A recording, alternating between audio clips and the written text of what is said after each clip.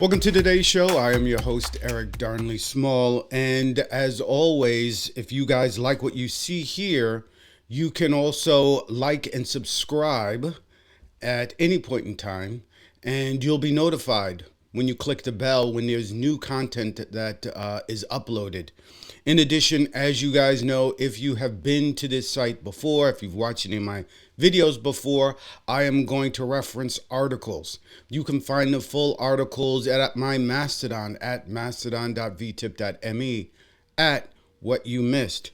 Soon I'm going to have a link to a TikTok that is going to be for the show, for me, so that you can see shorter videos. I try to keep these things short, believe me, but there's just so much to talk about. And I want to talk about continuing. This is the last part of my series that I've been doing with regard to what happened on election night and what we can learn from it. And I'm going to continue that. This is the last part of that series. And I want to continue that today. But first, I just want to go over a little bit of news that is happening right now. As of this recording, it's about 10 a.m. on the East Coast on Wednesday, and inflation is up. Normally, I would be panicked about that, but given the election last Tuesday, I am not panicked anymore. Actually, I am somewhat very fascinated to see what Donald Trump does. If he comes into office, inflation is at 3 or 4%, and he tries to go about cutting and removing a whole lot of workers that keep the price of food down. But more importantly, I want to correct myself because the data is coming in, and I've said this once before. The data is starting to come in now. California takes forever to count. That's why it takes so long, because of the size of the state. The size of the state, it takes weeks and weeks. But the data is starting to come in, and I've been calling what happened on last Tuesday, a landslide. But the data is coming in now, and it is not as much of a landslide as we thought.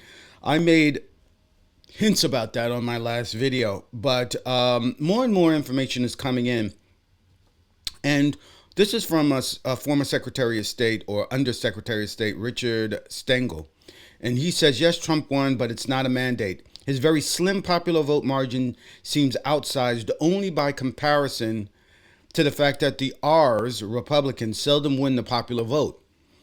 He got fewer votes than last time. He won because of millions of folks who chose not to vote, hardly a mandate. And it goes on to say, this is somebody else. This is Joan Walsh, who is in The Nation. And she says, as blue western states and cities finish counting votes, it looks like the popular vote landslide projected for Donald Trump last week turned out to be a trickle. When all the votes are counted, he will end up with a margin of roughly 2 points over Vice President Kamala Harris, Presidents Lyndon Johnson in 64 and Richard Nixon in 72 won by more than 60% of the popular vote. Ronald Reagan in 84 won 58%. Those were landslides. Walsh acknowledges that the results are not good news for Democrats, but it's not the top to bottom repudiation of Democrats as it first looked like. And the way to respond is not to launch a civil war within the Democratic Party, she notes. Unfortunately, that has already begun. Centrists blame the doctrine of woke, with particular ire for trans Americans. We see you, New York Rep. Tom Suozzi. Leftists, again, say Democrats abandoned the working class. We hear you once again, Senator Bernie Sanders. Both positions are wrong. Both others point fingers at the Harris campaign. Meanwhile, much of the media hypes Trump's win as a landslide, which would seem to validate his racist anti-worker agenda. Currently, according to the Cook Political Report vote tracker, Donald Trump is beating Kamala Harris by 3.2 million votes or 2.17%. Those numbers will change, of course, but the margin will likely stay about the same, if not narrower. So, Joan Walsh makes a great point here. She's very good. And this is one of the reasons why. The point of my video today is going to be to once again touch on, I did that mostly in the last one, but I am going to touch on the attacks by the elitist left, by the so-called adults in the room, etc., up against both African Americans, the base, otherwise known as the base, and progressive legislators like AOC and those types. And I'm going to go back into the history of that. I'm just going to touch on that. I want to touch on this Maureen Dowd article that I think made the rounds on Morning Joe. And then I want to tie it into what I think we should be doing going forward. Of course, I'm just one dude with a podcast and an opinion, but hey, that's what I'm here for. The quote of the day: shallow understanding from people of goodwill is more frustrating than absolute misunderstanding from people of ill will. That is from Dr. Martin Luther King's very famous letter from a Birmingham jail. History is repeating itself, boomeranging back once again, and I am going to go into that even more in this video. And today's video is about what's going to happen and what we can do, a prediction on the Trump years. And once again, this is the new normal.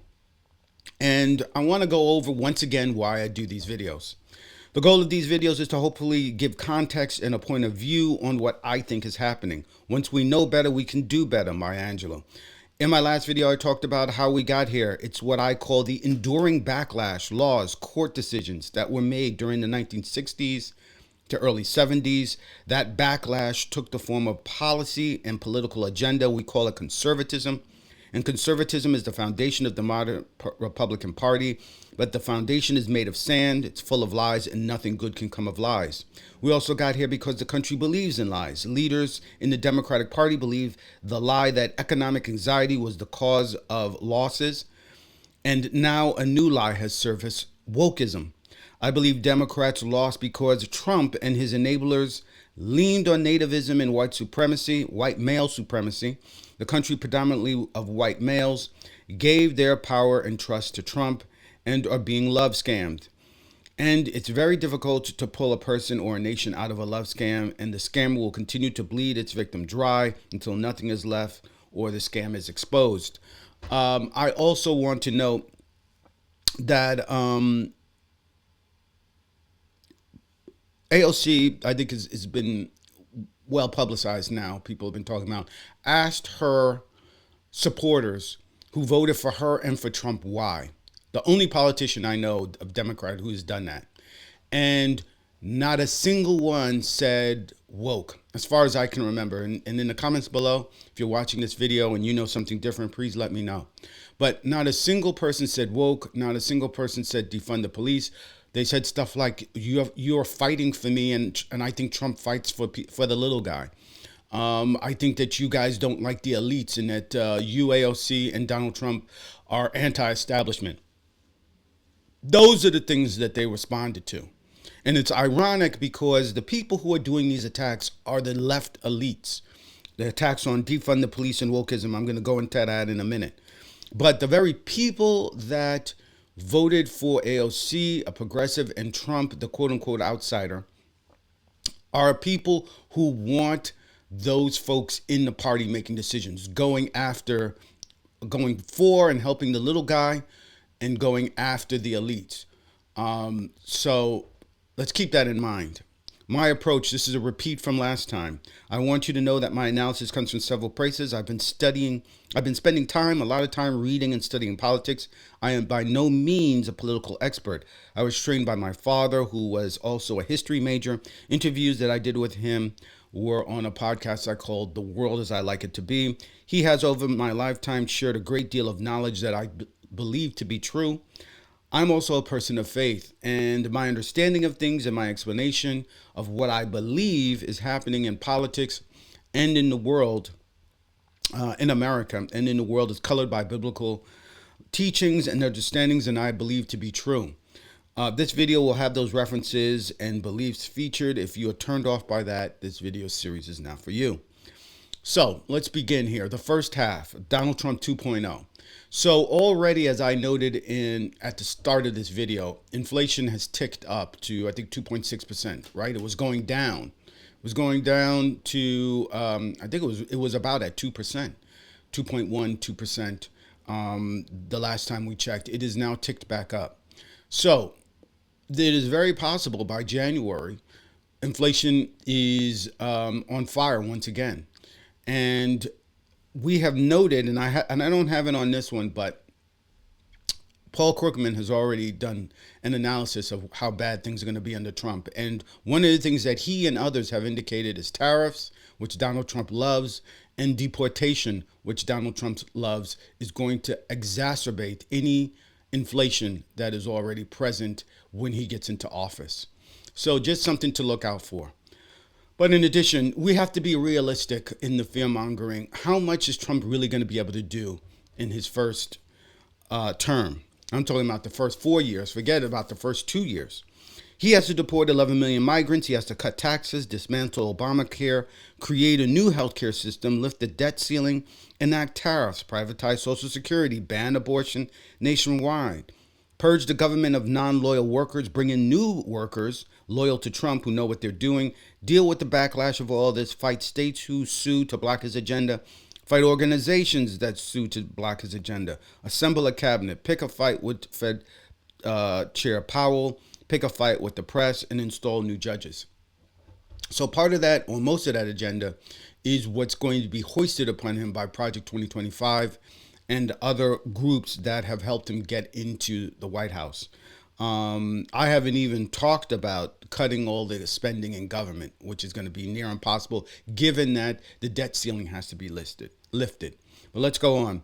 All of that and more must be done, hoping that the economy remains stable, hoping that Israel and Gaza wars do not expand further, that Europe doesn't fall into full-scale war over Russia and Ukraine, China does not enact tariffs that hurt the economy, Mother Nature does not inflict more damage on U.S. cities and states, China does not go to war with Taiwan, the blowback from attempting to round up 10 million immigrants does not become a distraction, the roundup and tariffs do not negatively impact grocery prices, Elon Musk's attempt to cut the budget doesn't cause economic pain and crash the economy, that he can get all of this done through Congress. The congressional leaders have to remain in lockstep, and already he's beginning to test the waters of that. We know that he has asked for recess appointments. So it's going to be very interesting how many people are going to lay down and lay back and allow him to do everything. Remember, if the economy begins to sink, it's all going to be undone, particularly if Republicans hold the House, which I have not checked that so far today. But I think it's a damn good chance that they'll hold the House, which will mean they'll have unified government. And they cannot blame Democrats for anything. Republicans can't blame Democrats for anything. So as much as I don't want the economy to crash, I can see the benefit politically if the Democrats know how to mobilize and message this. And I'm going to go into that at the very end on what the things that I think that the Democrats need to do. But past this prologue, and I just want to go over this again because it is so pervasive right now on the left, is that, the ignoring of Donald Trump and instead the turning on the base and on the Harris campaign and on others, completely ignoring the racism. Past is prologue, how we know it's about race, the sum of us to white rule rage. And today it's easy to dismiss racial resentment as a thing of the past, that the generations that fought against integration are alive and well. Their cause has never died, kept alive by conservatism. If you are a Gen Xer, you are in power. And if you grew up in certain parts of America and you were white, you probably learned to demonize the left as socialists, as evil, as the cause of all the problems we have today. Author Heather McGhee reminded us about the resistance to integration as illustrated by the draining of public pools. In this excerpt from chapter 2 of her book, The Sum of Us, she writes, quote, "Draining public pools to avoid integration received the official blessing of the U.S. Supreme Court in 1971. The city council in Jackson, Mississippi, had responded to desegregation demands by closing 4 public pools and leasing the 5th to the YMCA, which operated it as whites only. Black citizens sued, but the Supreme Court in Palmer versus Thompson held that a city could choose not to provide a public facility rather than maintain an integrated one because by robbing the entire public, the white leaders were spreading equal harm. The decision showed the limits of the civil rights legal toolkit and forecast the politics of public service for decades to come. If the benefit can't be whites only, you can't have them at all. And if you say it's racist, well, prove it.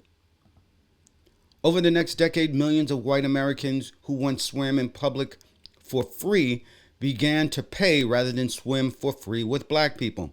Desegregation in the mid-50s coincided with a surge in backyard pools and members-only swim clubs. In Washington, D.C., for example, 125 new private swim clubs were opened in less than a decade following pool desegregation in 1953. Classless utopia faded, replaced by clubs with $200 membership fees and annual dues. A once public resource became a luxury amenity, and entire communities lost out on the benefits of public life and civic engagement, once understood to be key to making American democracy real. Today, we don't even notice the absence of the grand resort pools in our communities where grass grows over former sites. There are no plaques to tell the stories of how racism drained the pools. But the spirit that drained these public pools lives on. The impulse to exclude now manifests in a subtler fashion, more often reflected in a pool of resources than a literal one. So the desire, once again, by the elite left to say this is everything but racism. Donald Trump spent years, he ran for 2 years for president. And in that time, he continually stoked all the racism, the deporting of people, the poisoning of the blood of people, of the nation. And he had a plan for that. He had a plan. He said he knew exactly what he was going to do on day one when he got into office. He didn't have a plan for the economy. He didn't have a plan for making people's lives better. He didn't have a plan to bring down the grocery prices. He didn't have a plan for what he was going to do with Obamacare when he gets rid of it. What he had a plan for was what I'm going to do to these Mexicans when I get into office. That showed his priority, and the American people voted for that, not economic anxiety. But to further that point, another book that's important and instructive here. This is White Rural Rage. And the authors Paul Waldman and Thomas Schlatter went to rural America and did what Democrats say Harris didn't. They talked to white folks. Democrats are reflectively going back to blaming each other for ignoring the white working class. In their analysis of what went wrong election night, Democrats attack the base and eliminate Donald Trump from the equation. Yet Trump, a true East Coast elite, is quote unquote seen by them. The same Trump who disparages women and immigrants. I wonder why. Could it be he leans on misogyny and racism? And perhaps as a country we find that familiar, acceptable, funny, maybe even charming. What about the role of the church? It cannot be ignored, but I will for this video because I have little time. But Tim Alberta's very helpful recent book, The Kingdom, the Power, and the Glory, is helpful here. The church is advising Trump and disparaging Democrats from the pulpit. But I want to play this. This is a clip from White Rural Rage. I played this on a previous video from some time back. This is with the two authors of the book, and this is from this is from the Lincoln Project, their show. I can't remember what it's called right now. You'll see it. But they were on the show to talk about their book, and they bring up this issue of talking to rural people. They went ahead and did it, and why Democrats don't do enough of it in order to win races. They bring up this very issue, and I want to play this about 5 minutes, and I'll talk about it on the other side. It's Granted, like, what was it that you found that attracts these people to Donald Trump when it feels like what you guys call a patriotic paradox? Well, this kind of upends what we have been taught about what rural people need in order to vote for somebody. Democrats especially always get told you have to go there, you have to really understand them, you have to listen, you have to show that you really grasp the details of their lives and what their real concerns are, and you got to go out to a farm and put on a Carhartt jacket and talk about commodity prices with the farmer and maybe get It's a down and milk a vest now. cow. It's a And vest Donald now. Trump and Patagonia vest. okay. And Trump didn't do any of that. And there could actually be no one who is less connected to the lives of rural Americans than Donald Trump. He's from Queens. He wanted nothing more in his life than to be accepted by the Manhattan Brahmins. He's not going to get down and milk a cow.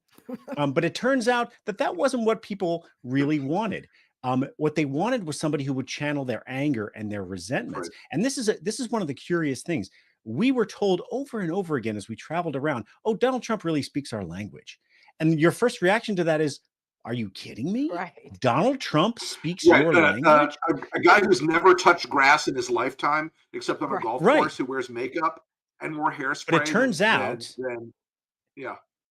Yeah, so it turns out what they meant was that he's crude and he's angry and he's willing to kind of give voice to their darkest impulses. And that's something one of Donald Trump's great talents is that he can find your darkest impulses and poke at them. Correct. And so that's pretty dark. I think highly realistic, however, and we have to face that. But what's most important there is that the notion that, and again, this is on the left, this is not as much on the right, this is on the left, that you have to somehow figure out a way to talk to these folks. They need to be spoken to in a certain way, blah, blah, blah, blah, blah. And that's the reason why Kamala Harris lost is BS. We know that she lost because of misogyny, because of sexism. We know that some men did not believe, particularly Hispanic men, did not believe a woman could be president. That's what's really going on here. So what we're hearing from the so-called moderate left is the wrong lesson, the enduring wrong lesson. Why Democrats are attacking wokeism and not Joe Manchin and are wrong again. And this is one thing that has really kind of surprised me and shocked me, because this is actually something that they could have done something about. And I'm going to talk about that in a minute, because we know why blacks, for instance, slipped. And actually, the movement towards Trump was not that high, not as high as I thought it was initially. As the numbers are coming in, we're finding out Trump performed about as well as he did in every single election, 2016 as well as 2020.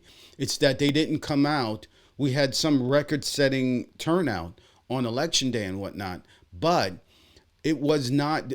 They needed to. Kamala Harris needed to match Barack Obama numbers on the left, and she didn't. Republicans needed to stay home or vote for Kamala Harris in a high number, and they didn't.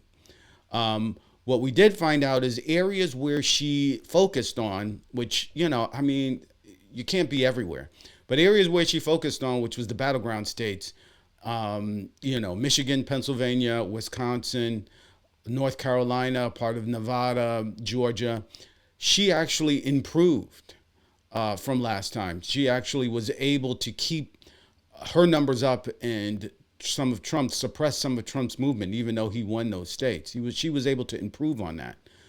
The problem is that she wasn't able to overcome Biden's negative numbers, and in other states, including blue New York, she underperformed and did not do as well as Biden did. Those are two things that we're now starting to learn. But I have to go back to Dr. King, past his prologue. And it's really instructive here, because we would almost believe or would like to believe that this is something new, having white moderates turn on the base of the party, specifically blacks. But it's not. This is something that Dr. King faced back in the 1960s, over 50 years ago, 60 years ago or so. And in my last video, I criticized Democrats for once again falling into the economic anxiety trap. James Carville in his podcast, Norm Ornstein said as much on Al Franken's podcast, and there are many others. Democrats don't know how to talk to them, white males, they said. There was no outreach to them, they said. I contend the same thing was said during the Tea Party wave when Dems were wiped out in the midterms. It was not true then, and it's not true now. But why? Why do Democrats fall into this trap, right? We know that white will raise, those authors also realize that that's not what's going on. As I said in my last video, I believe it's because Democrats and moderates of any color are not willing to face off against white supremacy. They were reluctant in the 1960s and 70s, and they're reluctant now. Dr. King saw this phenomenon up close and personal. He writes about it in his letter from a Birmingham jail, critical of those who claim to be allies in the struggle. Dr. King says in the letter, in part, quote, "I have been gravely disappointed with the white moderate. I have almost reached the regrettable conclusion that the Negro's great stumbling block in the stride towards freedom is not the White Citizens Council or the Ku Klux Klaner, but the white moderate, who is more devoted to order than to justice, who prefers a negative peace, which is the absence of tension, to a positive peace, which is the presence of justice, who constantly says, quote, I agree with you in the goals you seek, but I can't agree with your methods of direct action, who paternalistically feels that he can set the timetable for another man's freedom, who lives by the myth of time, and who constantly advises the Negro to wait until a more convenient season. Shallow understandings from people of goodwill is more frustrating than absolute misunderstanding from people of ill will. Lukewarm acceptance is much more bewildering than outright rejection." And I want to note that Dr. King goes after the white evangelical church in his letter as well, which is an important parallel to today, but that will have to wait for another video. And as I said before, Tim Alberta's book is instructive here about the nature of the church in all of this. But I want to go on into now the argument from the elitist left. Is woke broke? Ironically, some on the left are saying that the party has moved too far from King, apparently too far towards King, and I guess they need to move back towards Trump. So they're saying, in other words, we've moved too close to King and we need to move back towards Trump, towards the quote unquote center. So now we have a new reason for the loss. It's not the economy. Now it's woke is broke. Defund the police is the problem. The white progressive is more to the left than blacks. We can always count on the moderate to take out a loss on its African American base. In a recent article, they used polling showing Hispanic men and some blacks as proof that the Democratic Party has overcorrected. Yet during the campaign, Harris never mentioned her race or gender. Democrats ran to the right all over the country. So who talked about race? Donald Trump, on multiple occasions. Maureen Dowd, sister of Matthew, writes in the New York Times op-ed, quote, white progressives think at higher rates than Hispanic and black men that, quote, racism is built into our society. Many more black and Hispanic Americans surveyed, compared with white progressives, responded that America is the greatest country in the world. Leaning back into the economic anxiety argument, she quotes an unnamed Democrat as saying, quote, I don't think the average person said Kamala Harris gets what I'm going through. Was it the economy or wokeism? The political operative James Carville has attacked defund the police and wokeism as the problem with the Democratic Party. Dowd in her article quotes the former campaign manager as saying, quote, the party has become enamored with identitarianism, a word he uses because he won't say woke, radiating the repellent idea that identity is more important than humanity. We could never wash off the stench of it, he said, calling defund the police the three stupidest words in the English language. To that I say, almost like a train that is always on time, the moderate left is trying to blame the progressive base for this loss. So, and again, no word of Donald Trump, his sexism and his racism as a problem. The desire by the moderate left to ignore Trump's embrace of white supremacy, saying non-European foreigners are poisoning the blood of America. Note, Trump's wife and her family apparently aren't, or even doubting the lineage of a half Greek, half Nigerian basketball player days before the election is completely ignored. This Scotoma is willing to go after anti-racism while ignoring the enduring power of racism, creating a specious argument that anti-racism is in fact a problem. And as evidence, provide a bogus study that implies blacks don't have a problem and that white progressives are the problem. Blacks saying that America is the greatest country in the world is only shocking if you assume the opposite. Black Americans should be more down on America than white Americans. But more important, why pay attention to random study when we can ask African Americans? And you know what? They did. The only thing Democrats can do, the only thing they can do is pass legislation or block legislation. So they are rightly judged by their ability or inability to do so. We also know the filibuster was used by Republicans with the help of Manchin and Sinema and perhaps others to prevent legislation important to the base from passing. We know dissatisfaction with Democrats over Gaza and the failure to pass John Lewis Voting Rights Advancement Act and the George Floyd Justice and Policing Act has been a growing frustration to the base for years. So why talk about wokeness and put up the bogus studies? Because Democrats don't want to talk about their failure to pass legislation. There are no excuses for them not passing George Floyd and John Lewis acts unless Democrats really don't want them to pass. As Dr. King noted over 50 years ago, the white moderate, quote, has a shallow understanding of what African Americans are going through. And yet Ms. Dowd and Mr. Carville are trying to argue the party should forsake the base for a slippage of 5 to 7%. Latinos are a different story. I would argue Democrats should not even talk about outreach at this stage of the game. Trump is planning to deport 10 million of them. Talk about outreach when the dust clears. Bottom line, some on the left are falling into Dr. King's critique of white moderates who believes blacks are asking too much and moving too fast. Back then, as today, the methods speaking out against the unjust legal system called defund the police and daring to think of America as tied to slavery called wokeism is under attack by the racist whites, not by the racist whites, but by the white moderate. So there you have it. My view of what is happening right now on the left, on the Democratic left, and how the circular firing squad is doing its job and trying to alienate and going against the very thing that AOC's voters who voted for her and for Trump say they want, someone fighting for the little guy. No, not according to the so-called moderate, the elitist left.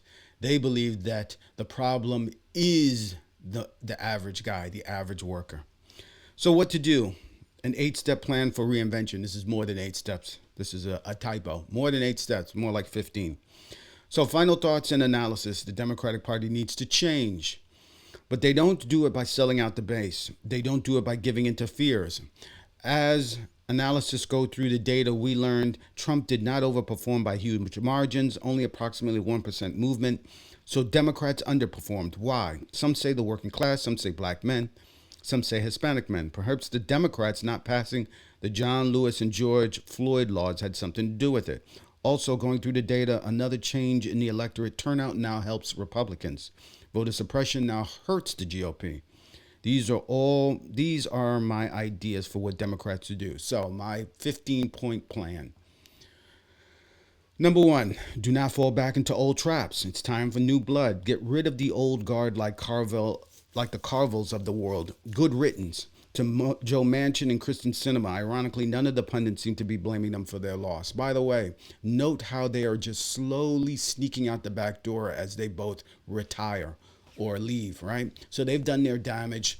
They've, played footsie with the Republicans, and none of the pundits seem to even mention Joe Manchin and Kristen Sinema, how they tried to block everything that Joe Biden tried to do. Joe Manchin even tried to reverse the Inflation Reduction Act and the CHIPS Act.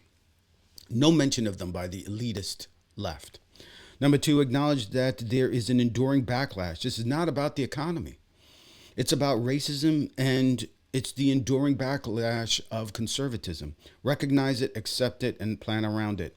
Number 4, understand that the electorate has changed. A new coalition needs to be formed in the Democratic Party. The party lacks loyalty and has a big tent, but the tent lacks loyalty and cohesion. The same party that includes Israelis and Jews also includes Palestinians and Arabs. Consensus building needs to happen, but loyalty is more important. Don't try to make inroads with Latinos yet. See where the dust settles after 2 years of Trump. Number 5, create a list of hardline stances that define what it means to be Democrats. I've said this before. We need to make it clear we fight for Social Security, Medicare, Medicaid, and health care, and the rights package of civil rights, workers' rights, women's rights, and gay rights. Everything else is optional. Number 6, govern differently in the minority. Be ruthless. It will be painful, but the American people need to start to see the Republicans for who they are. Defeat is an excellent teacher, but so is pain. If Trump rules like he did during his first presidency, he will not take long before Republican voters begin to regret their decision. Remind the American people who regret their decision that they made this choice and they need to own it. Do not bail out the Republicans. The biggest Achilles heel is governing and overreach. We know the GOP works best in opposition and worst in governing. Project 2025 is a heavy lift. Let them work for it, block everything, even if it causes economic pain. Republicans did this, not you. Number 7, Democrats need to govern differently when they're in the majority. Big government social programs need to change. Having a voting base that relies entirely on government for food, clothing, shelter, healthcare, etc. is not beneficial. It is a weak point for the party. If people reliant on the government, the Republican Party will always have leverage over the party. Instead, we need to pivot towards businesses and compel them to support workers with fair pay, mandatory health care, paid sick leave, and a minimum wage that is a living wage. You might say, well, how can you do that? Well, businesses need the government. You need the government to do something about regulations, to pass certain ordinances. You need it to approve certain deals, mergers and acquisitions, etc. Tax cuts, you need it. All of these things are areas where Democrats could use their leverage to get these businesses to do more to help the people instead of having the government do it. Democrats need to accomplish as much as they can at the state level and block it at the federal level. The American people are a diverse group, but they tend to like their state governments more than they like the federal government. Number 9, American people like capitalism. Stop talking about trying to get rid of it. Figure out how to communicate with rich people and businesses while holding a firm line when it comes to our demands. If Trump damages the economy as George Bush did, Democrats will have an excellent opportunity to make demands. Democrats need to govern offensively when in power. This is number 10. Unfortunately, Democrats truly believe in democracy, fair elections, and giving everyone a voice. Because of this, Republicans have used gerrymandering to make gains in Democratic strongholds like Pennsylvania, Wisconsin, and Michigan, while Democrats have lost swing states like Florida and Ohio. They cannot even gerrymander New York and California correctly so that we can have a reliable run at the House. Number 11, use social media and record everything. Communicate using non-standard forms and open source apps like those in the Fediverse. Forget Twitter X and Facebook. They're aligned with Trump. Use TikTok and YouTube sparingly. Number 12, keep your powder dry. Do not be outraged by every little thing Donald Trump does. Donald Trump is going to do a lot of foolish things early on, which will upset people. The Juneteenth holiday is gone. Don't get upset about it. He may even try to sell Puerto Rico to Greenland again. Don't get upset about it. Democrats need to pick their battles. This may seem controversial, but having a vocal opposition to the Democratic president over Gaza did not help. Peace in the Middle East is not more important than preserving Social Security and Medicare. Even if Biden had acted differently, there's no guarantee that things would have turned out differently in Gaza. Gaza would have been leveled anyway. Our problem was voting for Biden, who is a great president in the first place. He has a long history with Bibi. Apparently that history did not include standing up to the man. Additionally, our immigration laws were left broken on purpose by Republicans during the Obama years. Not addressing it sooner was a mistake. Number 14, stop trying to be all things to all people. I would cringe when Harris talked about being for all Americans. We know, or should by now know, the American people are a divided country. To say that you can govern for all Americans mean you're somehow able to cater to both MAGA right and the progressive left. As Matthew 6:24 says, no one can serve two masters. He will love one and hate the other. And finally, white males are full of fear. Fear of the multicultural landscape would look like. They're not wrong to have fear. Democrats need to paint a picture of what the world would look like. During the campaign, one of Donald Trump's surrogates said that Kamala Harris, if she were president, the White House would smell like curry. Another posted photos on Twitter X of a picture of a horde of black males grabbing stuff with the caption reading, Kamala Harris's America. The white supremacist knows how to paint a picture of a multicultural and terrifying America. Democrats need to paint a picture of their own, one where the differences between us are not great, one where we still look different and have different beliefs, but in the end, we will all be Americans. So that is my dream for the Democratic Party. If I were a Democrat, if I had any sway, if I had any voice, those are the things that I would advocate for. I think Democrats need to change. They need to do things different. The definition of insanity is doing the same thing over and over again and expecting a different result. We know what it looks like when Republicans take over and Democrats have to take over from them. We cannot go back to doing the same things over and over again. Thank you for watching this video today. I'll probably not have one before Thanksgiving, so happy Thanksgiving, Merry Christmas. And if I don't do another one, I'll try and do another one before the end of the year. But if I don't do another one before the end of the year, Merry Christmas and Happy New Year. And I will see you in 2025 when the resistance begins. Thank you for everything, and I'll see you on the next one. Or you'll see me on the next one. Hey there, fantastic viewers. Eric Darnley Small here, and I hope you're loving today's episode of What You Missed.